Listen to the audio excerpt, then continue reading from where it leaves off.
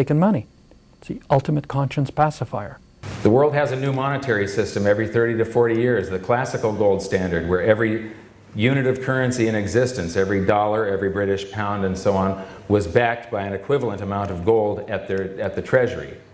Then World War I came along. I'm sorry, Mr. Malone. You can... I'm done in 2 seconds. I'm done in 30 seconds. Okay. Then the gold exchange standard. Then the Bretton Woods system, where all currencies on the planet were backed by the US dollar with the exception of just a few. But almost all currencies were backed by the US dollar, and the dollar was pegged to gold at $35 an ounce, and foreign central banks could come to the Federal Reserve and change those dollars for gold at $35 an ounce, effectively pegging every currency on earth to gold through the US dollar. 1971 comes along, and basically we had printed too many dollars, receipts for gold. We didn't have enough gold to back it up. Nixon takes us off of the gold standard. And on that day, August 15th, 1971, all the world's currencies became pieces of paper with numbers on them and nothing more. It's called a fiat currency. It has no intrinsic value. USA just had a crisis. Russia just had a crisis. The world had a crisis because the banking system had a crisis. What you're going to see, I'm going to go do this presentation. I'm going to be blasting through it because I don't have much time. And I'm going to show you that this crisis isn't over. There's a second leg to this crisis. It's coming soon. Like I said, I believe that this is the most important thing that you're going to see at this event, one of the most important things you're going to learn in your lives. A decade ago, I started studying the economy very intensely. I wrote the best-selling book on precious metals investing, but it's really a book on monetary history, global economics, and I predicted this crisis long ago. I was giving lectures on the consequences of the real estate bubble back in 2004 and 2005. Ben Bernanke, the chairman of the Federal Reserve, said there wasn't a real estate bubble in 2007 when it was about to burst. The monetary policy mistakes that were made, beginning with Alan Greenspan and continuing with Ben Bernanke, played a critical role in setting us up for this monster crisis that was reinforced by mistakes made by a whole host of other parties, including the Wall Street faction that I was associated with for a long time. Russia's monetary base since your crisis of '98, there are 26 times more rubles, paper rubles. This is base money. Base money is the paper rubles, paper dollars. There's 26 times more in existence than in 1998. Did your population grow 26 times? I don't think so. Your population, I'm told, is shrinking. This is where inflation comes from. You guys are suffering big inflation. That's where it comes from. Prices. In the United States, we lie. The government lies about inflation statistics. So does your government. It's no surprise. They're saying that prices are only up 3 times since 2001. Your money supply, base money, is up 10 times in that same period of time.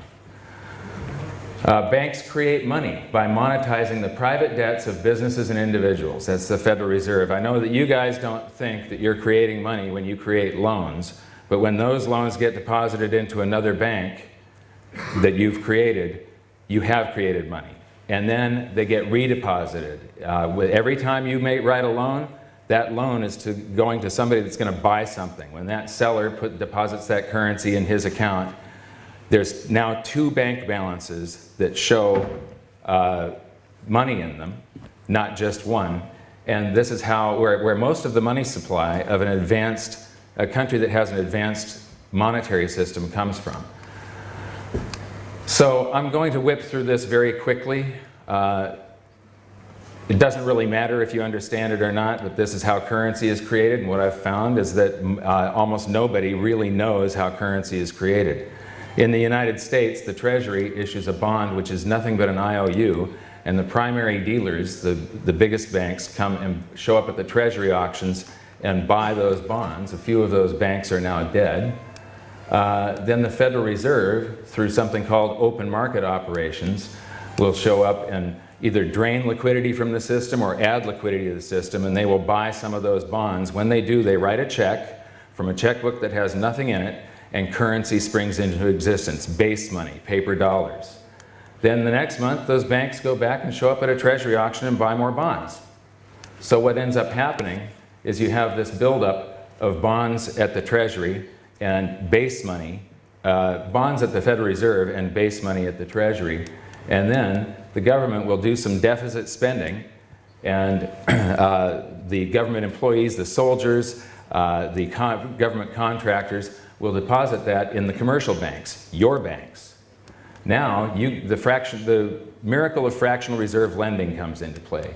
You create a loan by taking a portion of that depositor's currency.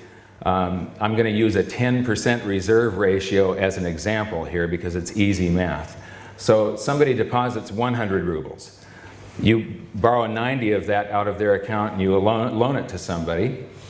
And that person buys something, a house or a car or whatever. The seller then deposits that into his bank account.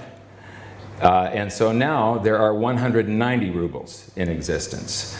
Then that bank takes 90% of that deposit and loans them out.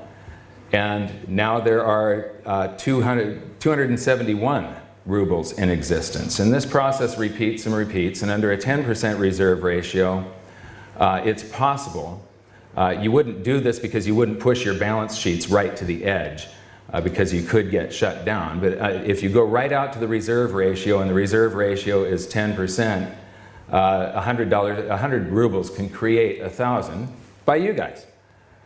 So that's it. That's the currency supply. It's a couple of bucks that was whipped up in this scam here, I call it, where they swap IOUs. A bond is an IOU. Loan me $1 trillion, I promise to pay you back $2 trillion in 30 years. A check is an IOU. Here's my check. You can go to the bank and pick up cash.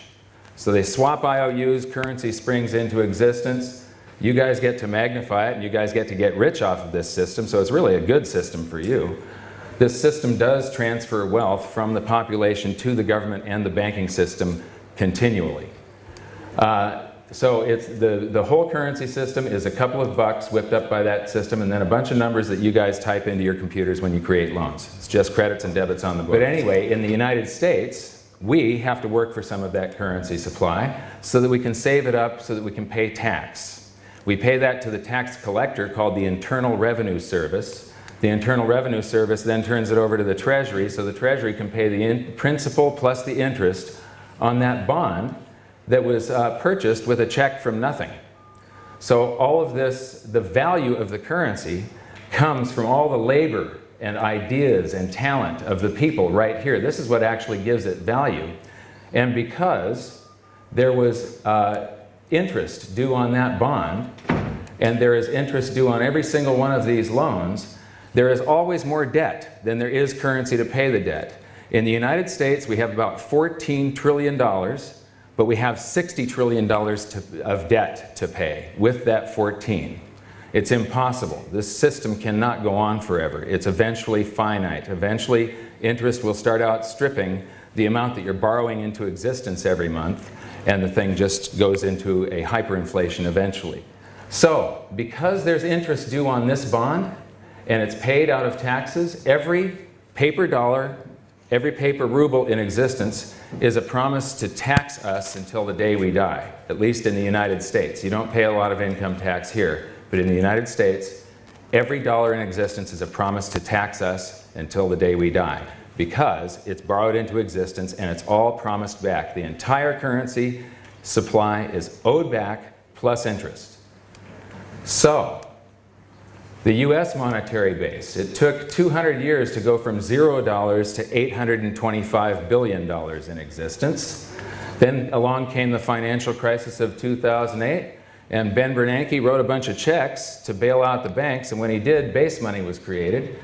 We created more currency in just 18 months than the last 200 years. Do you think that's a good thing? I don't. But that's the base money. That's the portion of the currency supply that the government creates and the central bank. That only accounted for 7% of the currency supply before the crisis. Now it accounts for about 15%. This is the portion of the currency supply that you guys create, at least in the United States, that the banks create. It's called, the rest of M3 is base money plus this. Now something is happening here that is ringing alarm bells, and it's saying that there's a crisis coming.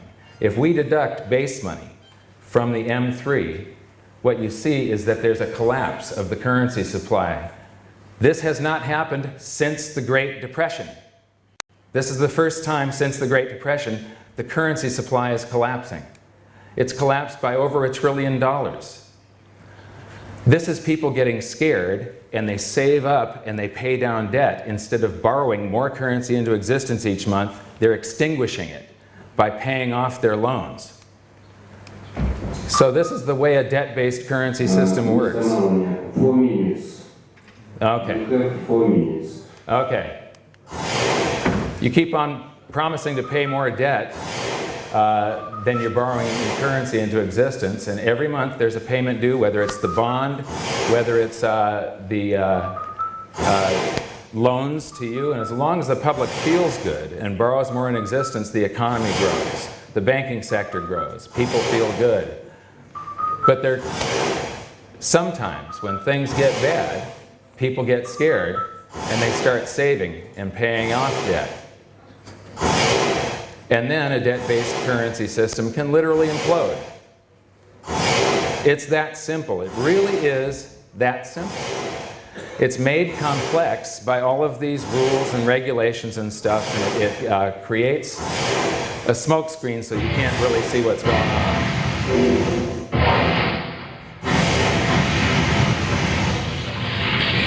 Maybe that's a little over-dramatic. Maybe the dollar will not implode. But I do know this. Every 30 to 40 years, the world has an entirely new monetary system. This one is now 39 years old and getting older, and it's developing cracks. It's developing instabilities. This is what you are seeing right now.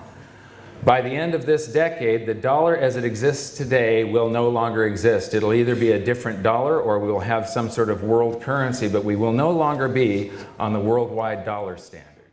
I fear that we have misdiagnosed the sources and causes of the recent financial crisis and are putting misguided, misdirected policies in place, both fiscal and monetary, that are setting ourselves up for another crisis. People have to realize that 53 cents of every dollar that they're paying in taxes is going to the military. It's an astonishing figure.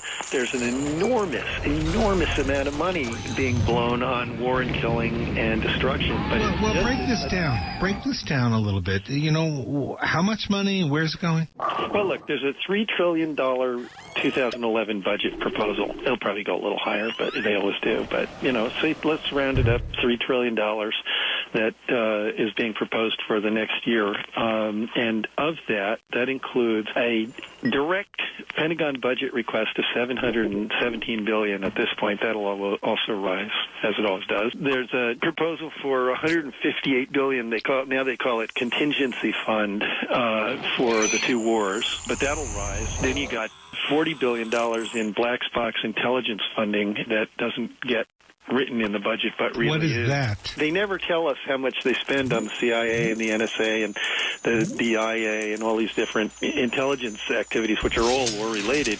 But a couple of years ago, there was a error in testimony in the Congress that leaked that the black budget on intelligence was $37 billion. But I suspect that it's probably closer to 50 or 60 billion, because if you think about it, the CIA is basically running the Predator operation in Pakistan, and that's got to be hugely expensive.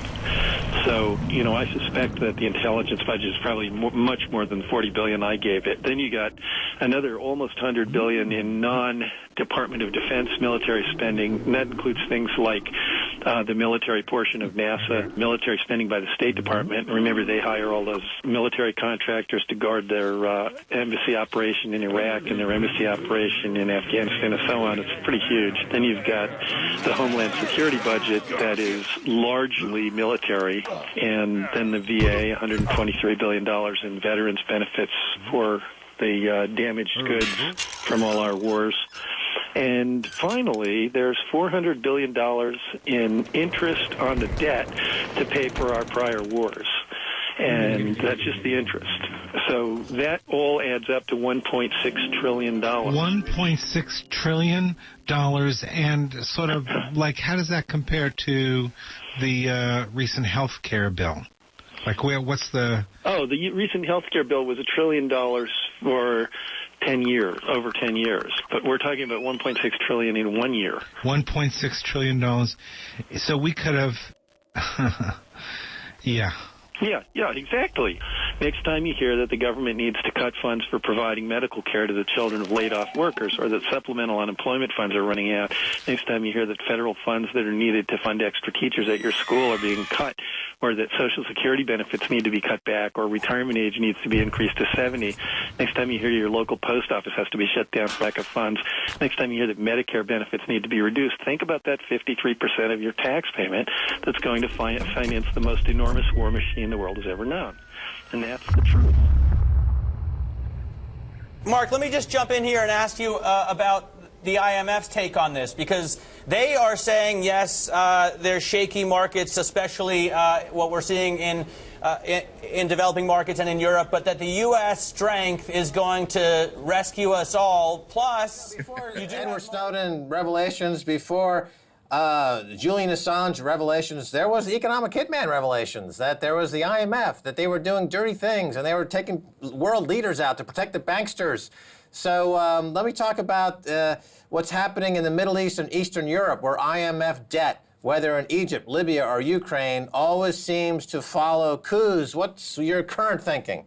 Well, it's the same old story, except it's ratcheted up several notches. You know, it's this process of basically, more than anything, corporations taking over the world. I mean, I think really for the first time in history we have a true global empire, and it's the multinational corporations. And the IMF essentially works for the big corporations. The World Bank does, the Pentagon does, the CIA does. You know, I mean, the U.S. government is it's not an American empire. It's a corporate empire, but the U.S. government is very strongly behind it. And we constantly have these revolving doors where the head of some big corporation becomes the head of, becomes president of the United States, or becomes head of the watchdog agency that's supposedly watchdogging oil companies. Well, it's a former oil executive who's going to go back into the oil industry. We're really living in a world that's controlled by what I call the corporatocracy, the leaders of big corporations who also tend to be the leaders of Wall Street and the U.S. government and many other governments too. And this is fascinating because I'm talking about money and the link to life force. Because money is actually an encapsulation of life force, right? And I've put that through. I don't think I've heard it ever said better than that. Yeah. Because it's perfect. Because it takes someone's life force to create a dollar. Absolutely. You know, I mean, that's an excellent way to say it, and I will refer to that for it if you don't mind. No, do it, mate. It needs to be put out there, because if you understand that money is energy, then have a look at a publicly listed corporation that feeds off that money. It's an actual artificial intelligence, and it makes people work for it. So we're looking at corporations taking over government. It's actually artificial life forces. You know what I mean? Like, humanity's sort of being taken over without us knowing. Draghi willing to take any step necessary to save that economy from another recession? No? No. I think actually we have fiscal policies that are expansionary in most countries because we still have deficits. And we have essentially monetary policies that are financing the deficits. And I think the principal problem that the current policymakers don't recognize is the fact that the larger the government is, the less growth there will be, the less dynamic the economy will be. Look, I think we'll do what we're good at, which is kicking the can down the road. In your bags, you got a DVD. Inside the DVD, there's a couple of banknotes. There's a $1 Zimbabwe note. There's a $100 trillion Zimbabwe note. that was printed less than a year later. This one bought something when it was printed.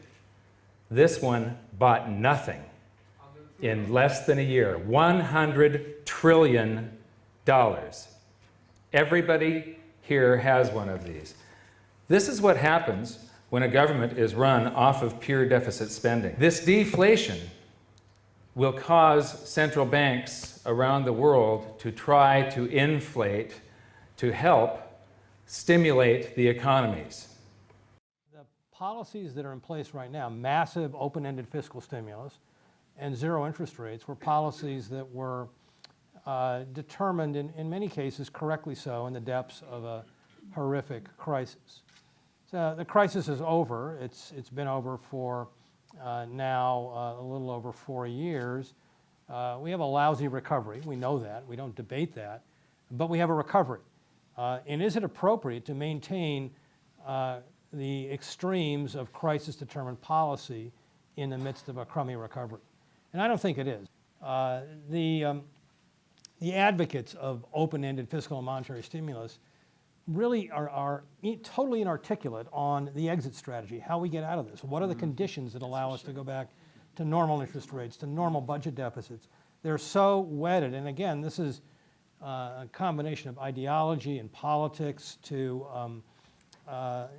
deeply held prior views on this, and they're not really enriching the national The whole money system has been compromised by, you know, the bailouts, like the quantitative easing and stuff. Because, you know, I love that quantitative easing. Oh, that sounds nice. They just make up words. It sounds nice and fuzzy. Well, quantitative easing. See, they're helping the economy. I think zero interest rates and quantitative easing are the time bomb that's really ticking. And One thing that I have found is that all markets around the world now trade in the same direction. All economies go in the same direction. And they all follow the United States. Wherever the United States goes, so goes the rest of the world. This is the S&P 500 in the United States, the British stock market, the German stock market, and you see they all track each other, except Singapore used to trade differently. The Nikkei, Japan, used to trade differently. It wouldn't always go up when the US stock market was going up. It would trade in opposite directions. But in about the year 2000, they all started trading the same. Brazil just started trading with the US in the same direction in 2008. And guess what? So did Russia. Wherever the US goes, you go. And so does the rest of the world. So we all went up. And we're all going down, I believe, because the US stock markets are going down. If you can see the future, if you can see what's going to happen in the future, you can either make great gains or great losses. Because all economies are linked now, because they all follow the direction of the United States, this will be the greatest wealth transfer in the history of mankind. I believe that the people that get prepared are going to see tremendous wealth come toward them, while the people that do not are going to get wiped. So 30 to 40 years, 30 years, 28 years, 39 years plus, what's next? The ruble has a crisis every now and then. Every currency on earth has. Why do you think the dollar is so stable? Why do you think the dollar isn't susceptible to a major currency crisis? I believe it is. I believe we're going on a new currency crisis. It's going to happen. We're going on a new monetary system. It's going to happen in this decade. Have we hit peak bankster? Probably not. But I think we're also realizing that there is a peak bankster, and that's an important realization. Rudolf Steiner made this observation. He said, "He who would create the new must be able to endure the passing of the old in full tranquility." This is why I said this morning, you know, when I was talking about the stuff about having the food and the water and doing the stuff with any assets you got, the gold, it's so that you can free yourself. You don't have to worry about the foraging. You can free yourself to focus on the things that really matter. One of the positions that it's probably a good place to be right now is if you have nothing, you are in great shape. because you have no attachment to anything. And I know it's a sort of, it's a regurgitation of even more ancient wisdom, but as somebody once said, it is easier for a camel to go through the eye of a needle than for the rich man to enter the kingdom of heaven. This is simply a reference to attachment. There's nothing wrong in having accoutrements.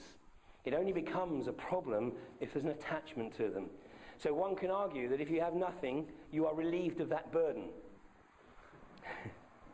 If you have assets, there's nothing wrong in having them, there's nothing wrong in protecting them, but don't be too attached to them. Whilst we need them, great, but maybe we're coming to a time when we don't need them. Now, you mentioned you're out there in the public, you're speaking with people, you're shaking hands with people, and the question is, I want to talk a little bit about how you are trying to affect people or reach people in a different way than just to educate them about the facts. It seems like you're also trying to bring about a consciousness raising. Your background going back to the 60s, you were originally in the Peace Corps working with folks, Indigenous peoples in South America. And then you started your career as the economic hitman that we know about from your books. But it seems like you're back, maybe into the period of the Indigenous people who seem to have something sacred that is missing from today's culture. And so today when you talk about, for example, shape-shifting, it goes back to these kind of indigenous cultures, and so you see that there's a possibility to bring about in our modern era this has an application as such. Is that fair? Yeah, it is very fair, and I'm here in London to speak at this conference this weekend on plant consciousness, and which is very interesting. The indigenous people all over the world, and I've studied with indigenous shamans on just about every continent, and they all have prophecies that we've entered a time with the potential for tremendous change. And some of these prophecies go back thousands of years when this time was prophesied, the Mayans, the Quechua, and so forth. And I really do feel that we are going through a consciousness revolution, and I feel that the future may look back on this time as being the greatest revolution so far in history, bigger than the agricultural or the industrial revolution, a consciousness revolution where we're waking up to the fact that we live on a very fragile space station that doesn't have any shuttles, and we need to take care of it. And the fact that we can all communicate with each other, the fact that this program can be instantaneously viewed around the world by people deep in the Amazon, in the Himalayas. That couldn't happen 5 years ago. It's happening today. People are communicating where there's an awakening that's happening, a consciousness revolution. What we talk about a lot. It's about coming to the understanding that there's a responsibility for the emotions you have, right? Because you consume food to have life experience, right? But in that experience, you have emotions, right? And you have feelings and all these sort of things. And when you observe society, for the most part, most people don't have any idea that they're actually going through emotions, right? They're riding the wave as a passenger in themselves.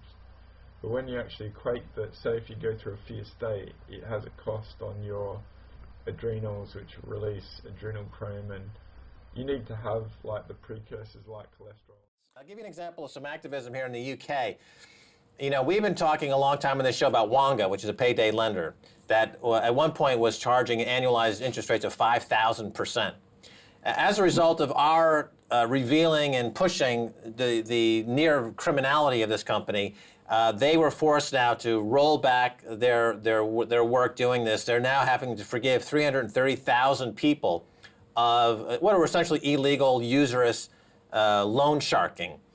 And so is that an example of what you're talking about? So in other words, this company, which is tied into that IMF system of banking oppression, they're getting their wings clipped. They'll probably be put out of business. A lot of people say that's a bad thing, but your thoughts would be what? Well, my thoughts would be it's a good thing.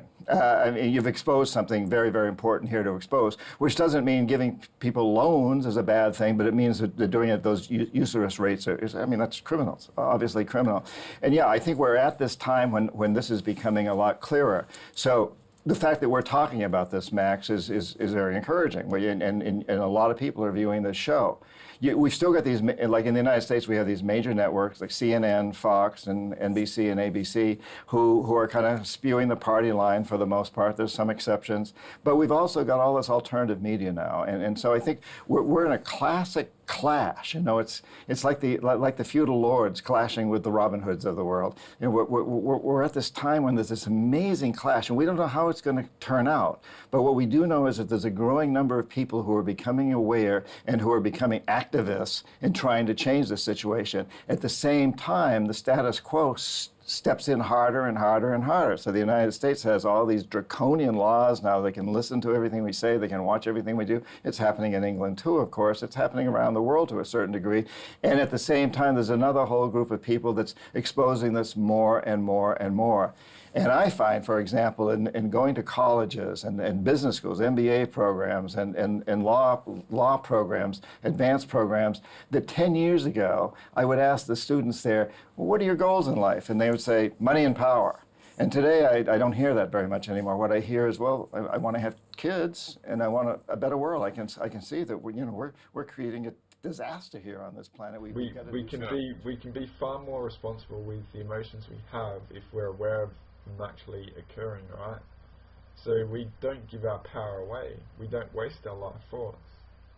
And that's a concept I'm entwining in much of what I'm saying. Is like we have this metaphor of this particular material thing called money, when we don't realize what we give away in our life force, by our own actions. So there's actually a benefit for mastering yourself. Let me also add, to put this into historical context, because your book, Confessions of an Economic Hitman, was really a seminal moment in this consciousness of raising a movement. And a lot of the work in that book and your work goes back to Latin America, when you were active in Latin America. And now we find that in Latin America, they have a lot of governments that are more in tune with the indigenous populations. They seem to be eschewing the IMF, et cetera. Is that sustainable in your view? Do you think that's going to stick now, that they've kind of rounded the corner and they're now on a self-deterministic path? I sure hope so. But I think we have to look at historically, why did that happen? So for many years, there's been this undercurrent throughout Latin America of wanting to put down the corporatocracy, wanting to get up from under that. We saw sort of the communist movement back there in the 60s and 70s and so on. But it never quite worked out. And then we had the Chavez situation. So Hugo Chavez becomes president of Venezuela, partly because there had been such terrible presidents before him. And Bush goes after Chavez. There's a coup in 2002. But Chavez survives the coup. He was very, very smart. And the timing was perfect for him. When he survived the coup, Bush couldn't send in the military at that point. He was so engaged in the Middle East and was afraid that we'd lose Middle Eastern oil. The oil companies were all pressuring him not to go after Venezuela because they thought they might need Venezuelan oil. And so in a way, Chavez's timing was perfect. But the fact of the matter is he showed the CIA up to be a paper tiger. And suddenly throughout Latin America, these movements now come forward, and you get guys like Rafael Correa, president of Ecuador, and Morales of Bolivia, and 10 countries then voted in democratic presidents. Countries that throughout most of my lifetime had been run by brutal dictators, many of them put into power or kept there by the CIA. And suddenly all that changed because people felt that they no longer were under the thumb of a totalitarian. So they hit their peak bankster moment. They hit that moment. Now, can that be sustained? We know today, I know that today there's tremendous pressure being put on all these presidents. And today presidents are very, very vulnerable. You don't have to take a president out with a coup or a bullet anymore. In many countries, you can take him out with a sex scandal or a drug scandal. It doesn't even have to be true. These things can be created. I mean, we've seen people taken down. We saw Clinton impeached because of a sex scandal. We have about a minute left. Just to follow up on that point, how has the financial hitman aspect of things changed? In other words, it seems that given the growth of derivatives products over the past 10 or 15 years, these governments can collude and take down a country as they did in Greece. The Greece was attacked by bankers, and now it's being chopped up as a result. It was a classic private equity scam, essentially. We only have 30 seconds, unfortunately, but have the weapons, the financial weapons, increased? Yes, they've increased. And also, people's awareness has increased. So again, we have this clash that's going on. One of the places where I find this so interesting, the indigenous perspective, 5,000 years of indigenous wisdom. It's not scientific, but it is accurate. And it helps us to understand our relationship to ourselves, to life, to the earth, to the past, and the way we work together. Science is only about 300 years old, and the scientific perspective that you and I are all steeped in. And even if we've done so much work on our own to transcend our Western culture, Western traditions, we have all been steeped in the belief that we live in a world of struggle, a world of competition, survival of the strongest. We've all been told when we're kids we live in a dog-eat-dog world. And these ideas, they're not that we talk about them every day, but they're so much a part of our culture. Because science began to disseminate them in the 1800s, early 1900s. Our civilization is based upon these ideas of struggle, competition, survival of the strongest. The economic system that's breaking right now in the world is based upon survival of the strongest. The way we're trying to solve our problems in the Middle East, the way we're trying to solve the problems of diminishing resources. And the old thinking is no longer working. And the reason it's no longer working is because those beliefs are based, we now know, in principles that are false assumptions of science. Both Bruce and I talk about new discoveries. So these aren't our opinions or hypotheses or theories. It's peer-reviewed science has now overturned 300 years of traditional scientific thinking and is telling us that nature is actually based upon a model of cooperation and what biologists call mutual aid. We all know competition happens, but it's not the rule, it's the exception. We now understand that life is not a random event. It is something very, very specific that happened, and the DNA is telling us this, that human life is not a random event. The fossil evidence is telling us this. Civilization is older than 5,000 years old. The archaeology is pushing advanced civilization, technologically advanced civilizations back into the end of the last ice age 13,000 years ago. All of this changes the way we think of ourselves, and it changes the way we go about solving our problems. So that's the good news. The flip side is there is a reluctance, and in some cases, a staunch resistance to sharing this in the mainstream. So you're not seeing this in mainstream television, mainstream documentaries. Public classrooms and textbooks are not sharing the new discoveries. So we have an entire generation of young people now who are being steeped in the false assumptions of science that have led to the problems that we're facing right now. And they're being asked to solve them through the same thinking. So my question that I've asked is, how can we possibly meet the issues of our time if we're not even honest about the issues? And we can talk about this as much as you like, but I'm going to share with you right now, you are not being given the facts of climate change. It's not what you're being told publicly. You're not being given the facts of the global economic meltdown. It's not being shared. I was in Zurich, and in Zurich it's common conversation. You get to this country, people don't even know about what is actually happening at the root of the financial system of the world. So it is a fact that we're living what is now being called a time of extremes. Doesn't mean they're bad things or good things, it just means they're really big things. And the thinking of the past will no longer work to solve the problems and the issues. And that opens the door to new possibilities. That's why we're speaking and sharing at the UN tomorrow. And one of the keys for me, and one of the principles, this is where it all comes together, is in the indigenous peoples that I've spent time with, the women and the men, the families, the elders. Oh yeah, shut your cell phones and pagers.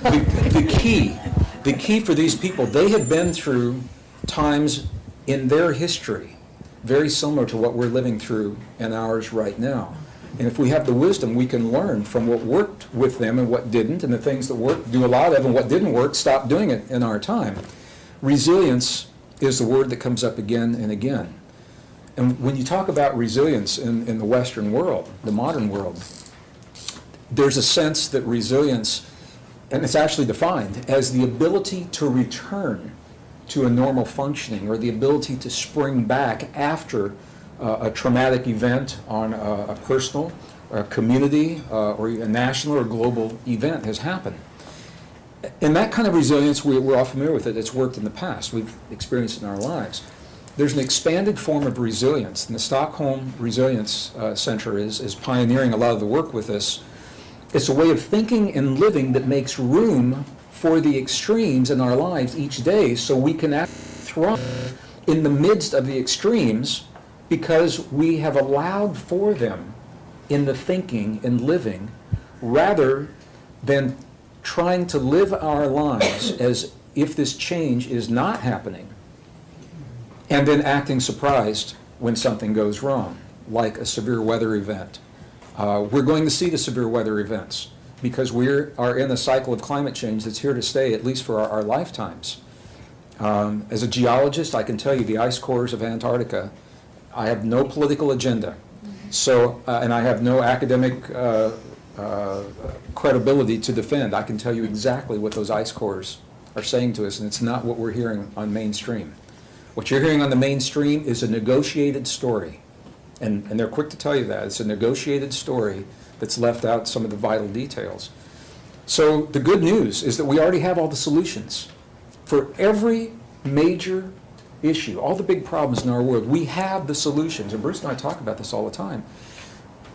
The greatest crisis, I think, that we're facing is a crisis in thinking that has yet to make room in our lives for the solutions that already exist in the world. We have enough food to feed every mouth of every human on this planet. Right now, there's no shortage.